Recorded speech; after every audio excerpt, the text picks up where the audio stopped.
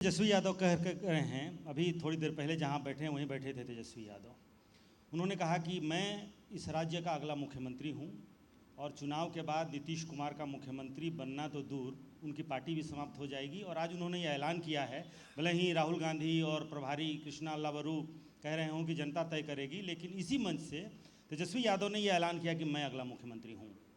देखिए, ये जंगल राज के युवराज हैं, सोने के चम्मच लेकर जन्म लेते हैं। अनुकंपा की राजनीति करने वाले लोग को अहंकार रहता है और अपनी तो कोई उपलब्धि नहीं, अपनी तो कोई पहचान नहीं।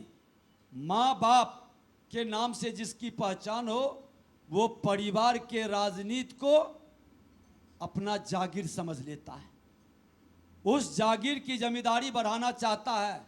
और बिहार जमींदारी उन्मूलन कानून ला करके समाप्त कर दिया है। अब यहाँ जागीर नहीं रहेगा और न जमींदारी रहेगी। लोकतंत्र की धरती है ये, धरती चाणक्य की धरती है जो भीड़ से चंद्रगुप्त को चुनकर लाएगा और वो मुख्यमंत्री बनेगा किसी वंश और परिवार के अनुकंपा की राजनीति करने वाले मुख्यमंत्री नहीं बनेगा।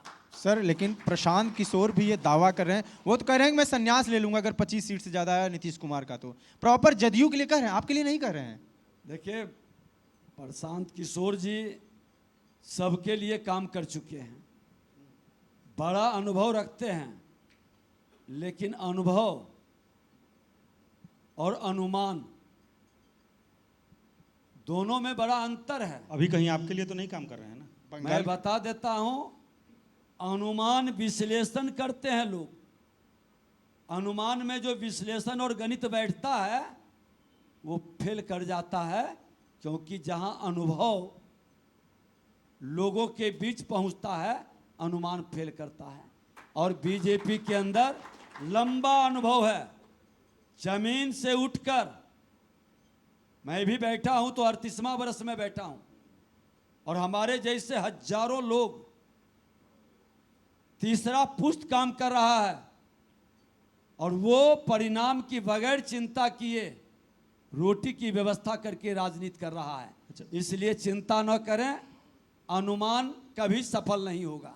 सब विजय सिन्हा 38वें वर्ष वाले हैं, आप नेता प्रतिपक्ष रह चुके, आप उप मुख्यमंत्री हैं, आप विधानसभा के अध्यक्ष रह चुके। अगर, क्योंकि इसके पहले भी नीतीश कुमार जब सरकार गठन के लिए विधायक दल की बैठक हुई थी, उसमें उन्होंने ऑफर किया था कि बीजेपी आप अपनी सरकार बना ले, अपना मुख्यमंत्री बना ले। अगर इसके बाद ऐसी नौबत आती है, ऐसी स्थिति आती है, तो नंबर 1, हालांकि नंबर 1 उप मुख्यमंत्री कौन है इसको लेकर के यहाँ विवाद होता है कि नंबर 1 आप हैं या सम्राट चौधरी हैं, लेकिन क्या कभी आपको मौका मिल सकता है, मुख्यमंत्री विजय सिन्हा हो सकते हैं 38 वर्ष वाले? देखिए, भारतीय जनता पार्टी के कार्यकर्ता तुलसी के पत्ते की तरह है, पूरा पवित्र है। पत्ता बड़ा हो या छोटा उसका मान बराबर है। कोई अगर जो भरम में जीता है कि ये पत्ता का महत्व बड़ा, ये पत्ता का छोटा, तो कहीं न कहीं उसके तत्व को नहीं जान पाता है।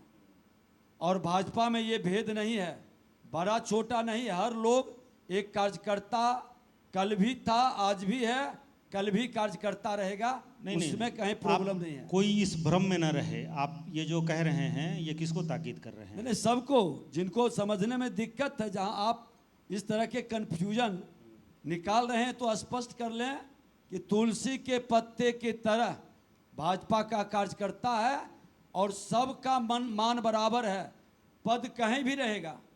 हमारा बूथ के कार्यकर्ता प्रधानमंत्री है, पोलिंग एजेंट बूथ का कार्यकर्ता उप मुख्यमंत्री है, मेरा कार्यकर्ता मंत्री और सांसद और विधायक है।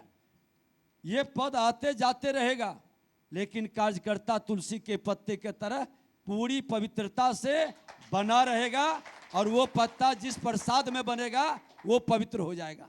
लेकिन कार्यकर्ता तो ये कहते हैं और प्रदेश में चर्चा भी है कि अधिकारियों की चलती है बढ़िया नीतीश सरकार में, कार्यकर्ताओं की कम सुनी जाती है। अब अधिकारी की चलती है, कार्यकर्ता की कम सुनी जाती है, तो विजय सिन्हा विधानसभा अध्यक्ष के नाते एक बूथ के कार्यकर्ता के लिए अपने मुख्यमंत्री जी से भी नजर नहीं झुकाया। अधिकारी को मुख्यमंत्री ने कार्रवाई की है। भाजपा का कार्यकर्ता, अपने कार्यकर्ता को हमने बताया कि उस पवित्र, निर्लोभ, बलिदानी कार्यकर्ता के लिए किसी भी सीमा और किसी भी हद को पार कर सकता है। नहीं, मेरा